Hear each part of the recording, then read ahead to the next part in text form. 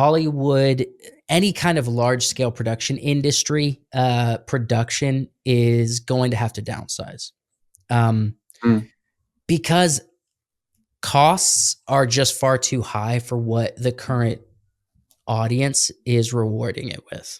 I think a part of that is because indie filmmaking, meaning everything from you and I all the way up to like A24 stuff, you know? Yeah. Indie filmmaking is really becoming more popular. And I believe there was a recent study that showed that something like in just America, which I would suspect the UK is far more open to independent film than Americans. In just America, there's something like 77 million people who, in a study recently, who said, or estimation of 77 million, who would be interested in paying for a streaming service for independent films and not just industry films. Oh, that's great to hear, isn't it? Yeah. It is. And previous to that study, they had estimated it was something like 23 million, right? Oh. So it's definitely a lot larger. And I think there's been a movement. I think a part of it is because of YouTube. I think a part of it is because of Hollywood and the industry kind of hurting themselves in some fashion. And also the viewers are just expecting more with not paying as much, right? What do you think of a film like The Creator? Mm-hmm. Having John David Washington? Yeah, because that was all shot on location, wasn't it? That was much less. Yeah, and they used, I don't know what cameras you guys use, but they used the Sony FX3 for that entire film. Yeah, incredible. Which is a $3,500 camera. You know what I mean?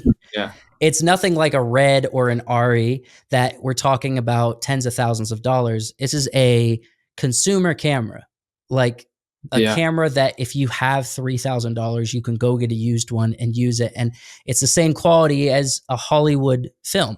And I think, so Gareth Edwards was the director on that, and Greg Fraser was the cinematographer. Mm-hmm. And who else was it? Greg Fraser and Oren Sofer, I believe. Cool. So with a film like that has to, I feel like that's, so it's, my brain always works in circles. It's revolutionary because people like Gareth Edwards and Greg Fraser were on it. They were the ones who made the film. Yes. It's such an anomaly when it comes to the Hollywood and industry system, because the industry doesn't care about spending money. Like one of the greatest directors right now, Christopher Nolan. Mm-hmm. He's still like, he doesn't really, I would assume he doesn't care how big his budget is as long as he doesn't run out of money to do exactly what he wants to do, right? I think that kind of filmmaking is going to be allocated to people that they know can deliver. So people like Christopher Nolan. Mm-hmm. Yeah, maybe. But I think go ahead. It's like the difference between those two is massive. Like you look at a film like The Creator, and I think for us, but also for everybody who's trying to get anywhere in film, it's inspiring to say, hey, look, these guys can do it. Yeah. Now you have no excuse. The only thing that's important is story and connecting with people. Go do it. And I think that inspired us quite a lot. Yeah. I'm curious. I don't know this, but do you know how The Creator was funded? What was the funding structure on that? That's a good question. I can look it up, but I know The Creator was, what studio did The Creator? Was it Universal?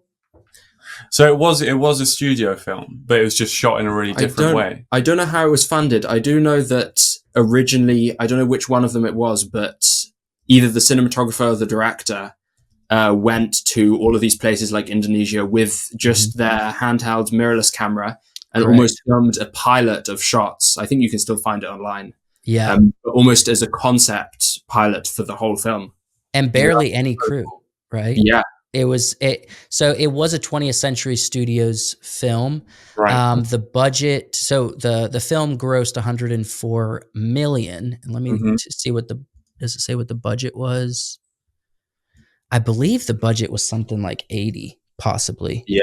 Okay. Interesting. Yeah.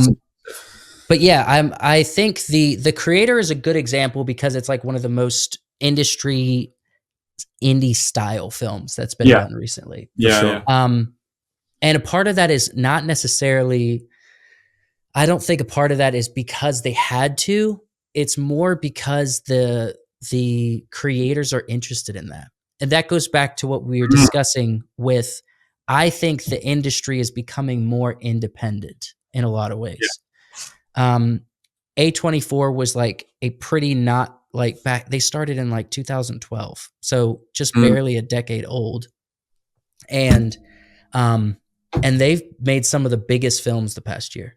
Yeah. Like the most interesting, biggest films is A24 Studios, right? Yeah. They're always, they seem to be the most interesting. I feel like the image of A24 is like really, especially with people our age, I think when you talk to people and say, oh, it's an A24 film, it just instantly has some kind of... Yeah, it's like art house and different and more independent and wild, I think.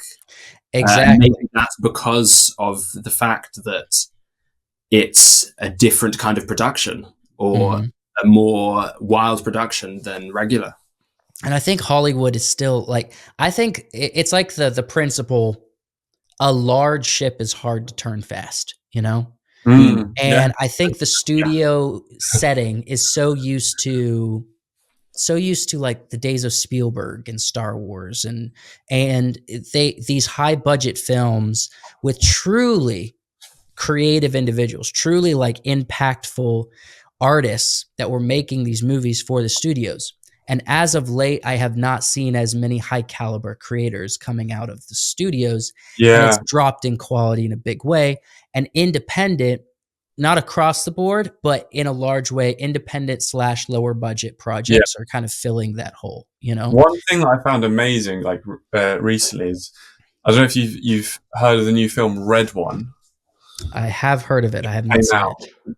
I haven't seen it either, but I heard somewhere that in that film, The Rock got paid $50 million just as an upfront fee, and the budget of the film, I think, was like $200 million, not including marketing So it's probably double that. But The Rock got paid $50 million of that $200 million just to be in the film. Yeah, I've heard it's not doing well in like box office or anything. No, it's definitely not going to be able to make that up. And I feel like we've had example after example after example the past 3 or 4 years. I mean, I kind of take like when, COVID was all over, I kind of take that off as saying like, this could be the reason Hollywood suffered.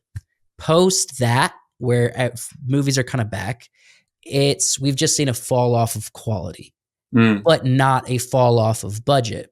So they're still paying out, like you're saying, The Rock $50 million to show his face while not even getting close to earning that back. Another horrible example. Are you guys Star Wars fans by chance?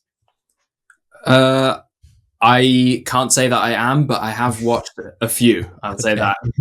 Well, and the whole streaming world brings in more challenges for the Hollywood business model.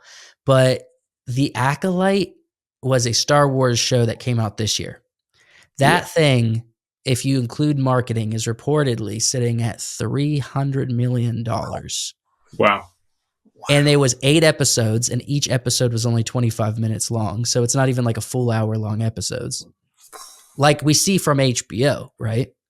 And the writing was garbage. The characters were horrible, and no one liked it. That's just not gonna. The industry is not gonna be able to continue like that if there are lots of these high budget, sort of emotionless sort of films. Because it's sort of almost like, I feel like with that they're expecting, just because they've got the big cast, the big VFX, that they're gonna make the money back. But I don't think that can last. I think there's got to be some more artistic. It's like a development.